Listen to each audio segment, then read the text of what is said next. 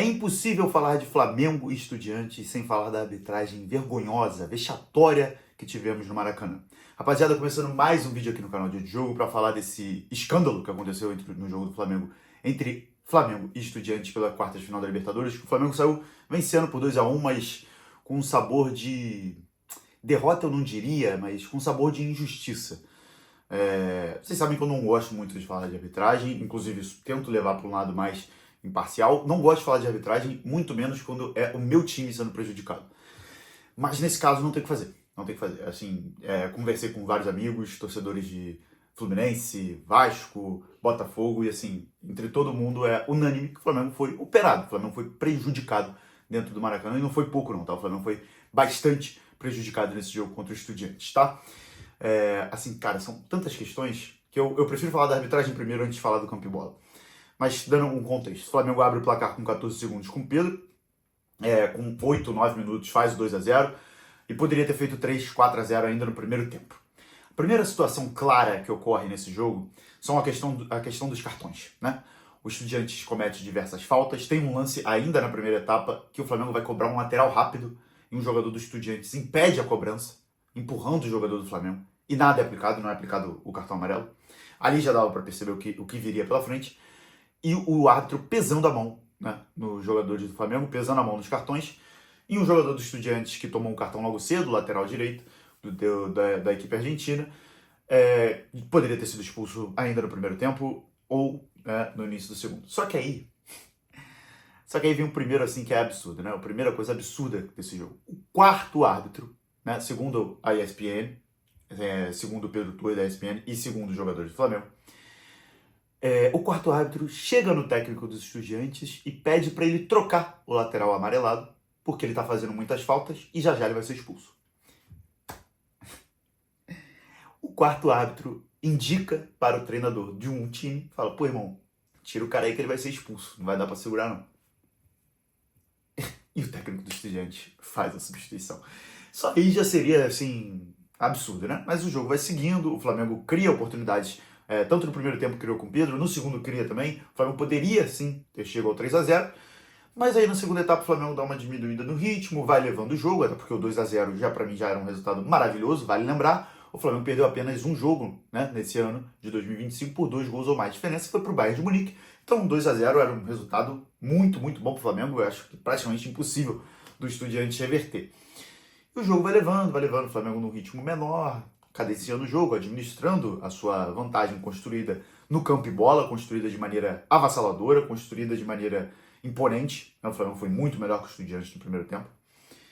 E aí você vai vendo umas coisas assim, mais cartões pro Flamengo, você vai vendo o cartão pro Lino, que é um absurdo, o cartão pro Saúl no primeiro tempo foi um absurdo, o Flamengo teve que colocar o Alan, já é uma queda.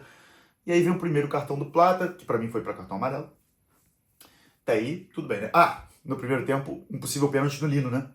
Um trançapé que no Maracanã, vendo do estádio eu não achei, mas revendo agora, há pouco eu revi antes de fazer esse vídeo, eu achei pênalti, tá? É um trançapé clássico, pênalti clássico pra mim, não deveria ter sido marcado no campo, né? Mas esse aí foi um dos menores dos problemas.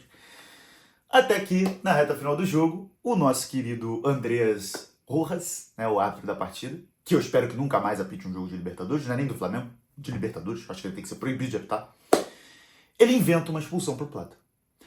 Em uma bola onde o Plata toma um chutão dentro da área, poderia ter sido pênalti tranquilamente, e antes disso tem uma mão do jogador do Estudiante no mesmo lance, tá? Na sequência o Plata toma um chutão dentro da área, e o Plata é expulso.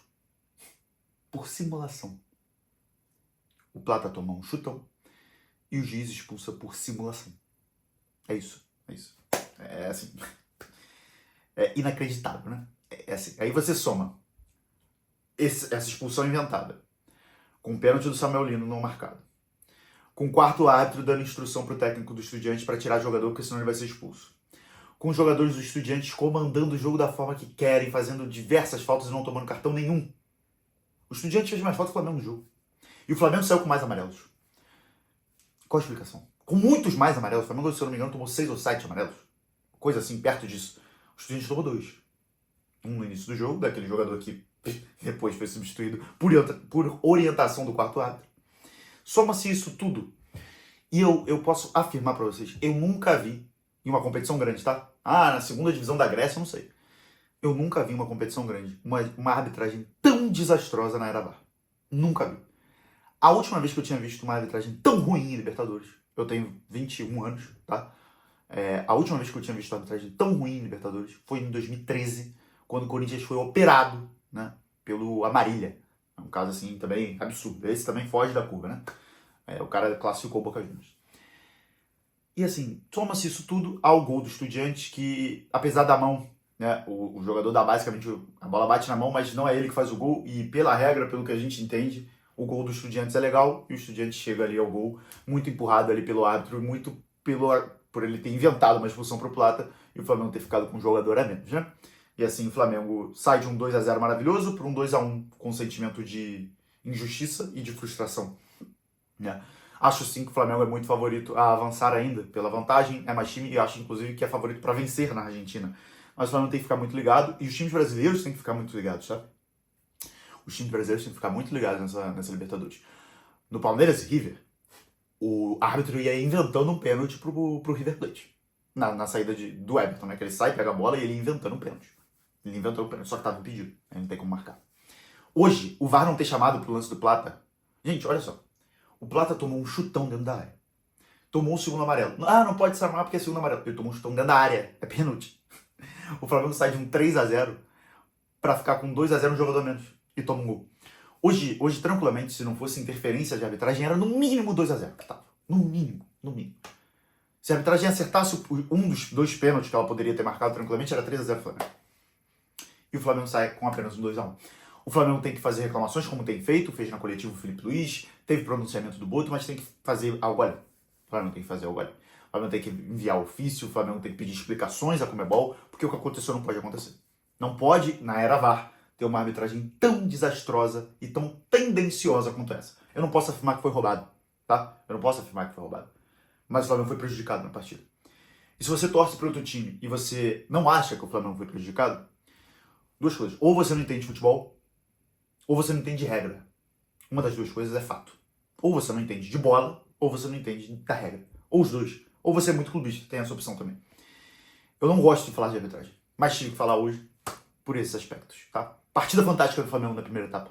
O Flamengo merecia pelo menos o 3-0, o Pedro acabou desperdiçando uma chance. Na segunda etapa, o Flamengo também poderia ter feito 3-0 e ter liquidado o jogo, mas é muito difícil criticar a equipe do Flamengo hoje e criticar Felipe Luiz quando você tem uma interferência externa tão gritante e tão grande.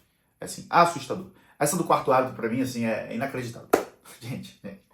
Porque o quarto árbitro chega pro técnico do time adversário e pede pra trocar, porque senão não vai dar pra segurar o cara em campo. Esse cara era pra ter sido expulso na falta que ele faz na Arrascaeta. Já era pra ter sido expulso ali. Cara, é inacreditável. Um jogo que era pro Flamengo golear, se não fosse interferência de arbitragem, se a arbitragem fosse correta, se expulsasse o jogador do Estudiante, se aplicasse os cartões amarelos que deveria. O Flamengo tomou diversos cartões injustos, né? Diversas faltas que o Estudiante fez e não tomou amarelo. Se a arbitragem fosse ok, o Flamengo teria saído no Maracanã possivelmente com um 4-0. Ou pelo menos um 3-0. Mas é isso. Fica aí na conta então. 2 pênaltis, uma expulsão inventada, diversos cartões inventados. O Flamengo perde ainda o Plata para o jogo da volta. Pendura diversos dos seus jogadores. E é isso. E atenção na Argentina. O Flamengo precisa ter atenção na Argentina e o Palmeiras que se cuide no Allianz.